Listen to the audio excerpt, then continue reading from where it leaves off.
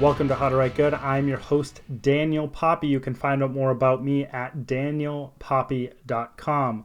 Poppie is spelled P-O-P-P-I-E. On my site, you can find my book, The Ninth Hour. It is the first book in a adventure series. I call it fantasy, even though it doesn't look like fantasy on its surface. I still think it would fit into that genre.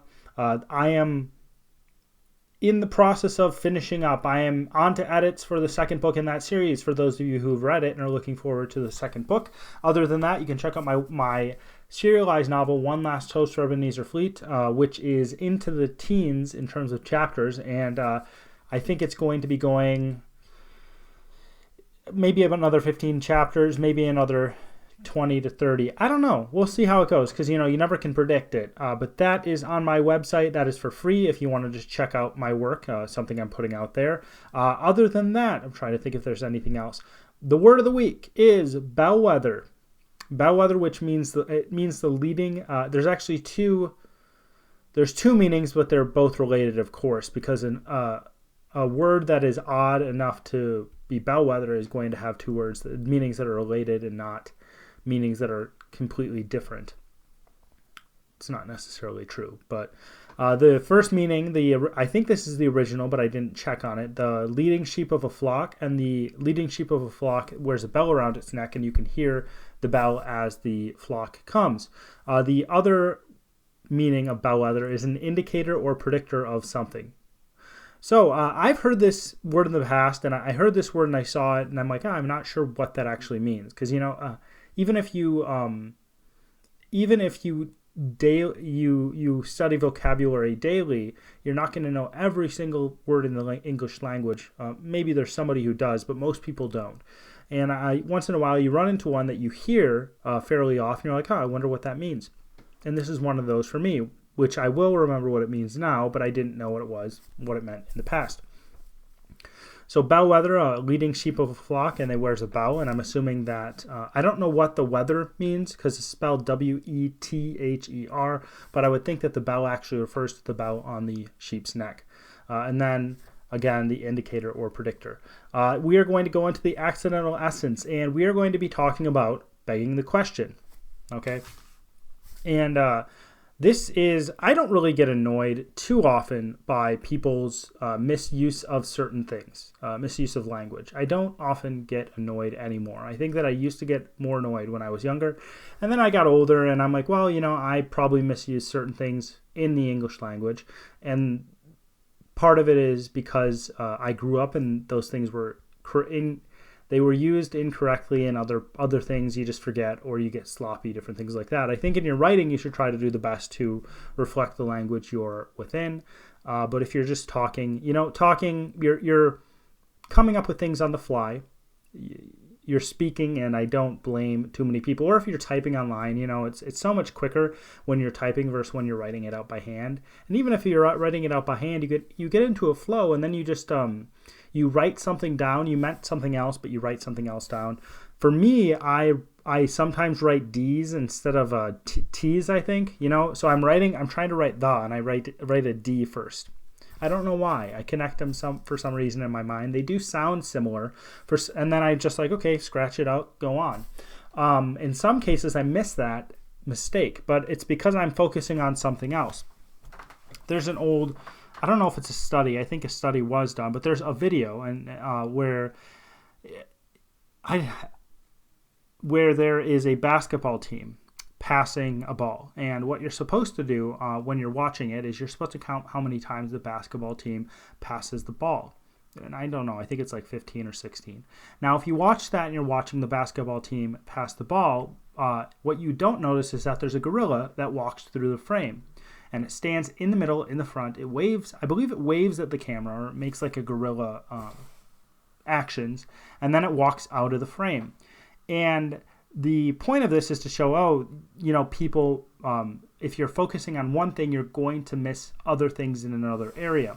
And I think that there's this obsession in a lot of areas with like, we need somebody who's extremely detailed focused. But what you have in that situation is you have somebody who's extremely detailed focused in one area. You can't continue to be detailed focused in all areas at once. the reason why people use checklists is so they don't forget certain things, so they don't have to rely on trying to focus themselves, because you're going to miss the gorilla that walks through the frame in a lot of areas. So I don't really get mad at people using things incorrectly, because I do, and I think it's very human to use things incorrectly, especially when you're going quickly and you're not focusing on that one particular aspect. You take it for granted. One thing that is used incorrectly, and again, I don't care too much, I don't get angry at it, I don't get frustrated at it or annoyed, is the term begging the question. Begging the question is a logical fallacy. I've actually talked about it a long while ago on this podcast, when I used to do more logical fallacies at the end of the podcast. The misuse is when somebody uses it as if they're raising or asking a question, So you're talking about politics, and you're talking about what should be done with Russia. And then somebody's like, oh, well, that begs the question that, they're the old communist hegemony, and we suddenly are talking about China, and we're talking about Korea and the influence of Russia in the Middle East. That begs the question of whatever question they bring up. Maybe they're like, oh, that begs the question of what we should do about Iran, if you're American, or you're from the United States is what I mean. So that's the misuse, is to raise or ask a question. The correct use is stating something as a fact that you are trying to prove, okay? So if I'm trying to prove that you're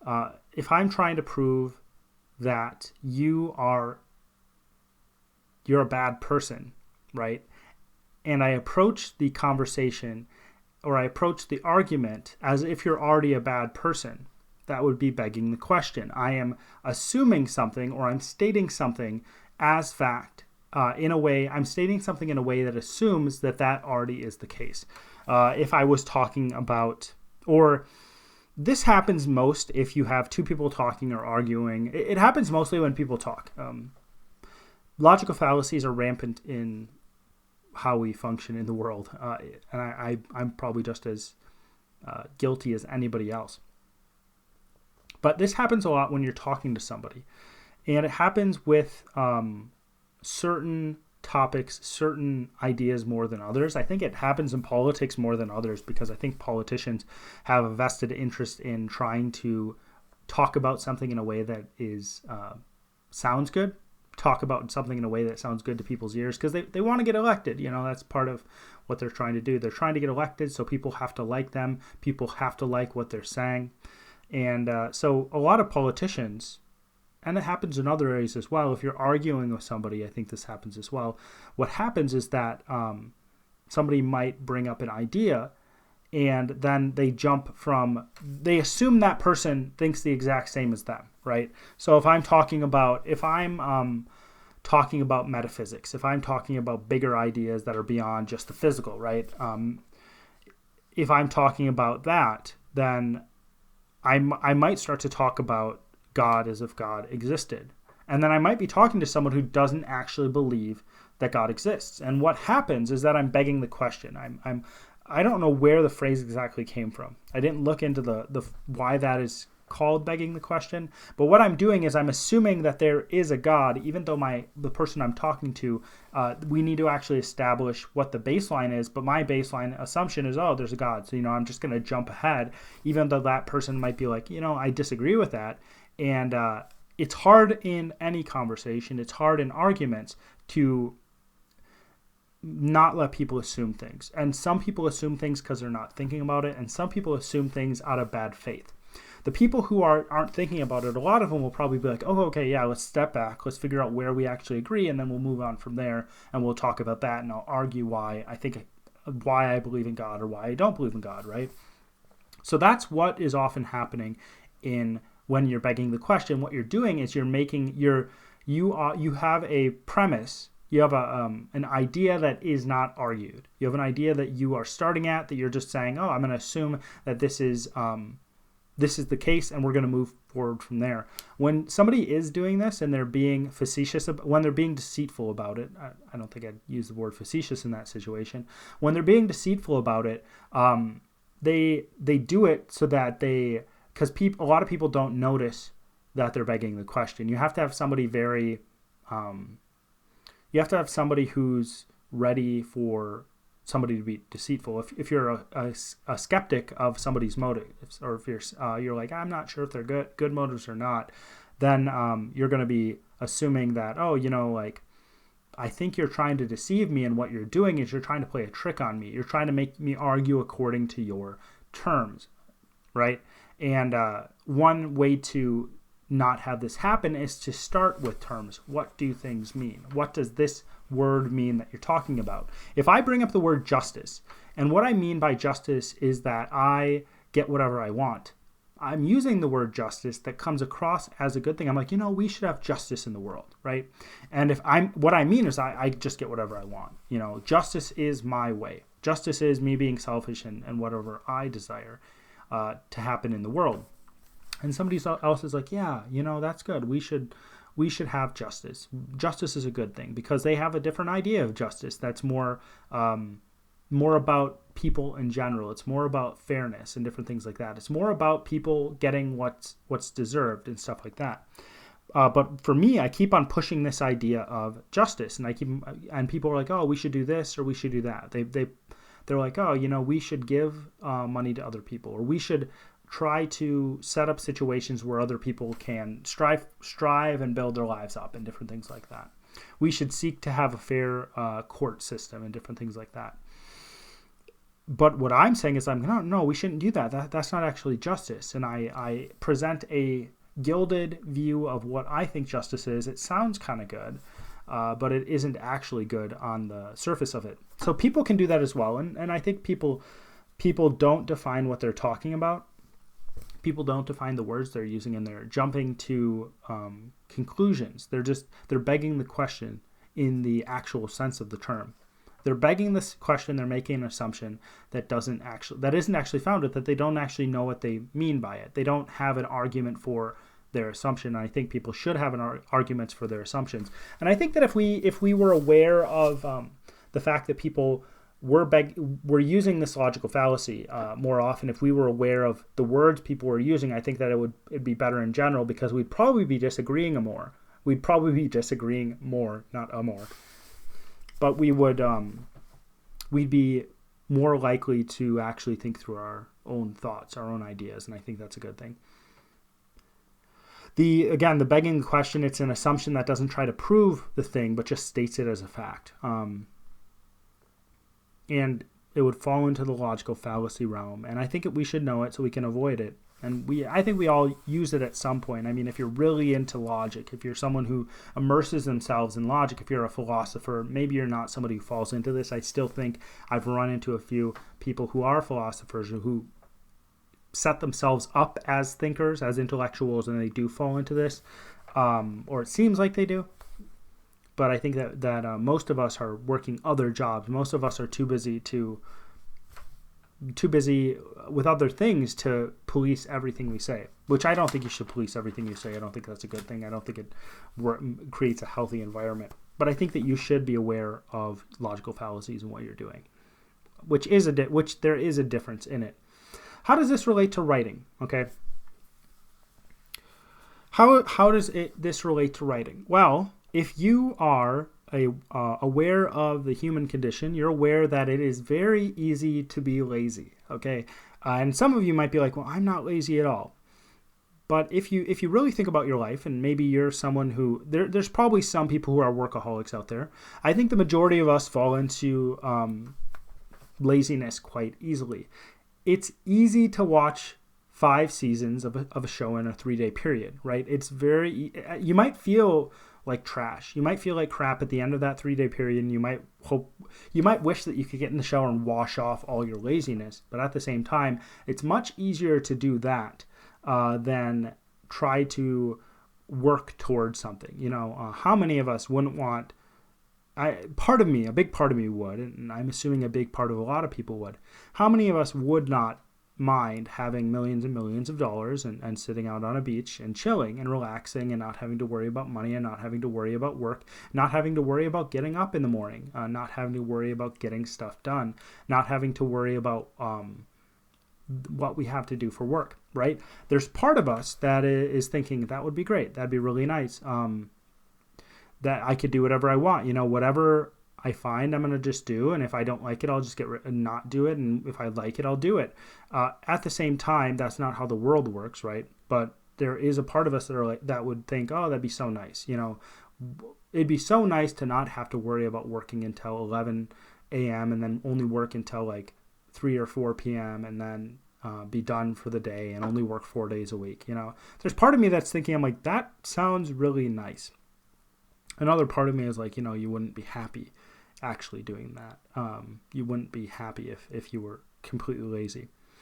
This laziness that we have, that we want to just do nothing, extends to our thinking itself. It doesn't just extend to wanting to lay around. It extends to how we think about things in our lives. It extends to how we think about ideas.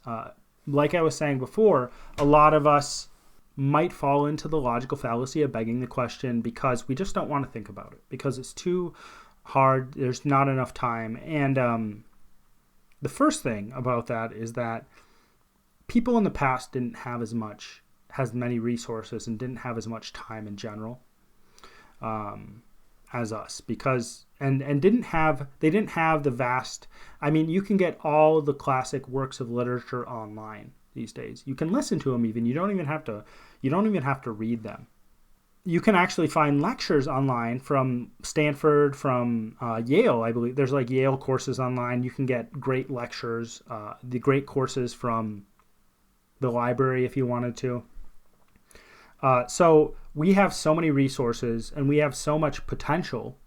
Any one of us has so much potential because of the great, especially in the West, right? And around the world, there's so many people who are so much richer than people have been in the whole history of the world, right? You're richer than kings have been. In terms of what you have physically, you're richer than kings. In terms of the information you have at your fingertips, you're richer than kings have been in the past. I might go as far to say you're richer than emperors, the people who rule empires, up to a certain point. People aren't waiting on you all the time, but at the same time, the resources and the wealth you have is far beyond what they had. So we're lazy, and I think in the past people didn't have as much time. If you have to just concern yourself with surviving, that's a very different thing than just working and getting enough money and having what you need, or having a little bit more than you don't need a smartphone. You probably don't need a phone. You might for certain jobs and stuff like that. You don't need the internet. You don't need any streaming service. You don't need a king size bed. You could actually get by with a mattress on the ground. You could get by with less than a mattress on the ground. You need heat if you live where I do, which is essentially in the Arctic. You need food. You need shelter.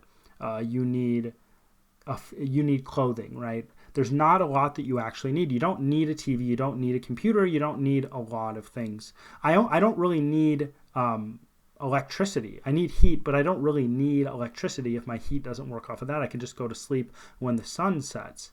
Okay? In a lot of cases, you need a car. But there's so much extra that we have added on. You don't need to go out to eat. You don't need fancy food. You could live off of rice. You'd be fine. You'd probably have a few vitamin deficiencies, but hey, get some vitamins, eat the vitamins, and you'd be fine. You don't need fun stuff. You could get by with having fun with a deck of cards, okay? So that's what I mean is that people in the past had to survive, okay? If you're someone who lives in South Dakota in the pre-Civil War, in the pre-Civil War era of America, you're going to South Dakota. No one lives in South Dakota.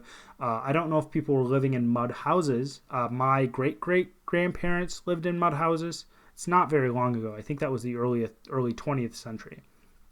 Late 19th, early 20th century, not very long ago. They're living in a mud house, let's just say. They're farming, and they're like, well, what if there is a natural disaster? What are we going to do? Well, everybody might die over the winter. If I don't farm, if I don't work as much as I can during the summer, if I don't do the best I can, my family, I might die, my family might die, and we might just be gone. So people didn't have as much time to think about stuff in the past, right? There's an excuse there. If you are worried about survival, your brain is going to go towards survival. You're going to be thinking about, okay, how are we going to survive through this one thing? In the present day, we don't have to think about survival as much. There are certainly people who are in situations that are very stressful, and I understand that. And I'm not talking about that, but a lot of people have time, have money, have energy to do more things. And I think that we can take some extra time to actually think about what we believe and see whether we actually believe what we believe. But we're lazy. And I'm lazy too, and it's hard, and you get tired, and there's a lot of things on your mind, and you're like, oh, but at the same time, imagine what if you just stopped watching TV, and you don't even need to take like an hour a day. You can just do it while you're doing something that doesn't take a lot of effort, like driving, which actually takes more effort than you think, but people don't really think when they drive, so why don't they just think about something? One of the reasons why we don't want to do this is it's hard to consider that the possibility that our assumptions are wrong. Okay, so if you are someone who thinks about something and you make basic assumptions, you make certain assumptions about the world. For example, I believe there is a God, so I'm going to base how I view the world off that idea, because if there's a God, the world and existence came from that God, and it might not be a God you can know, like certain religions believe, or it might not be a God according to any of the religions on earth, but there is a certain path of ideas. There's a certain route my ideas are going to take while I'm thinking about that. And if I assumed that and I never thought about, oh, is that correct or incorrect? Well, it's hard to look at that and be like, well, maybe I'm incorrect. Where would I go if I was incorrect? What do I have to do if I'm incorrect about that thing? But as writers, and I would say this extends to anybody who's doing creative work, it's our job to think about things clearly, especially writers. I think that if you are someone as a musician or a painter, you make ceramics, you are a welder who does artistic work, I think it is actually your job to think about things clearly as well, but it is especially the job of writers to think about things clearly. Because writers, what they're trying to do is they're trying to get to the truth, but we have to have good assumptions about certain things. Okay. One way I can totally twist my writing, one way I can totally twist what I'm doing. I could be a good writer, the craft. I could be good at the craft of writing, but I could have really bad views on the world. For example, if I was virulently racist, right? If I was extremely racist, and I had this basic assumption that not just white people, but I have a big chunk of German, right? Let's go back to that. If I was like, oh, Germans are better than everybody else, if I thought that way, which I don't at all, then I would be writing from that perspective. That is a bad perspective to write from. If you have the perspective that the world is all good, that's another bad perspective to write from. If you have the perspective that different ideologies lead to the same place, that is also a bad perspective to come from. And somebody might run up to that and say, but like, they're all different ideas and they're all people and people want what's good, but there's been a lot of ideologies that have led to very bad places. Okay, so not all ideologies lead to the same place. It's a bad perspective. And you're going to lead, how you write is going to change because that's a very basic assumption about the world. Okay, if you have the assumption that people are generally good, you're going to view the world and you're probably going to view your writing and have certain things in your writing that are different. If you view people as generally bad, then you're going to have different types of writing as well. That's a harder thing to piece apart, but I think that people still need to answer the question of what humanity is. And maybe that's what we're trying to do in our work. That's what we're trying to do in our art in a lot of cases. So depending on your perspective, and some things don't matter as much, there's a difference between basic foundational assumptions and preference. It doesn't matter if I like a certain type of food. It doesn't matter if I like a certain color or a certain type of music as much. My basic assumptions can lead me to like certain food, right? It can lead me to like certain music and different things like that. So for example, if I think that art is important, I might think that certain music isn't as valuable, and I might say, I listen to this. I listen to classical music because that's the most sophisticated music out there, and that's the best music out there. Which I don't really listen to classical music because I don't agree with that. But somebody might come to that assumption because they think art is very important, because they think beauty is very important, because they think how the world is presented is very important. Some people might have this view that we should avoid violence at all costs. Well, when you look at art, you might try to avoid art that is violent or has violence portrayed in it, because art isn't violence, right? I would say that good art isn't violence. Real art and good art are the same things to me. I think that we should exclude things from art. I think that when we look at something that's been created by people, we should look at it and we should be like, okay, is this art or not? Because I think art should be special. But all these assumptions can affect how we see things, like it did in the past. Some assumptions that have affected stuff is Earth the center of the universe, right? There's something beeping outside my window if you hear that. Or I can do whatever I want in writing. That's another assumption that's going to affect our writing in a huge way, because you can't do whatever you want in writing. Or all people act the same way in the same situation and have the same motivations, which as writers, we all know that people do not have the same motivations. So when we write, I think that we need to take that extra effort. We need to not be lazy. Some of you might do a better job than me in this, and I'm sure there are a lot of people who do. We need to put the effort forward to actually think about what we think about, right? And it sounds redundant, but I think it's a very good thing in your life. What if there's something you don't actually believe? Okay, but you're just using that assumption because you've been too lazy to actually do anything about it. What if there's something you don't actually believe? What if you've been told something all your life, and when you think about it, you're like, well, this doesn't make any sense, right? If you find that to be, and something really foundational, right? One thing that might be the case is that you say, it might be something about whether there's a God. It might be about human nature. I think those are a couple of the biggest questions that people could ask. It might be about how people fit into the world, right? Are people animals, or are people different than animals? That's a huge question. That leads down a lot of different roads. Doesn't help you talk any better, but it leads down a lot of different roads.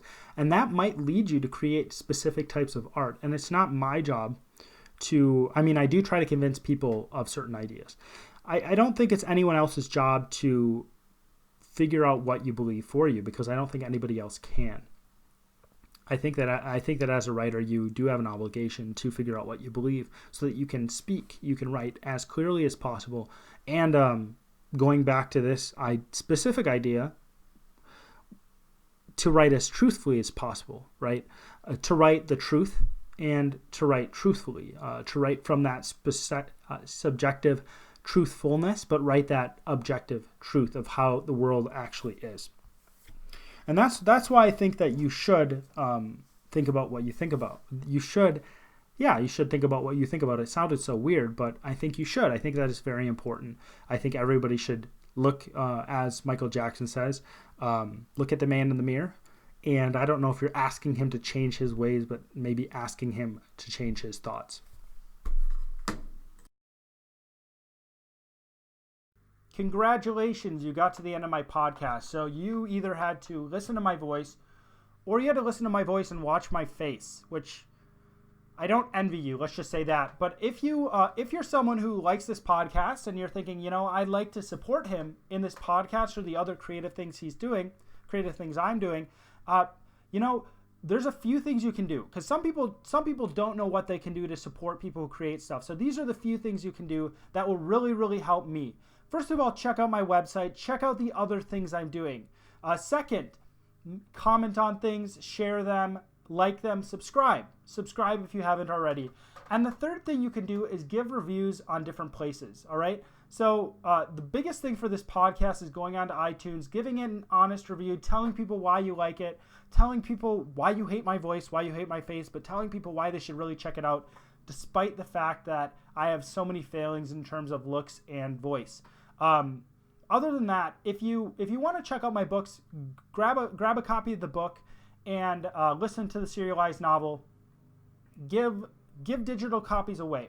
That's a really big thing too. I always want to give you something that is valuable to you. I always want to give someone listening to this podcast something that's going to stick with them, or a book that they can actually own. And you can own that book for very, very cheap. So go check that out on Amazon. The different things I said: subscribe, upvote, comment, share, and definitely give it a review on iTunes. All right, as always, my name is Daniel Poppie, and this is How to Write Good.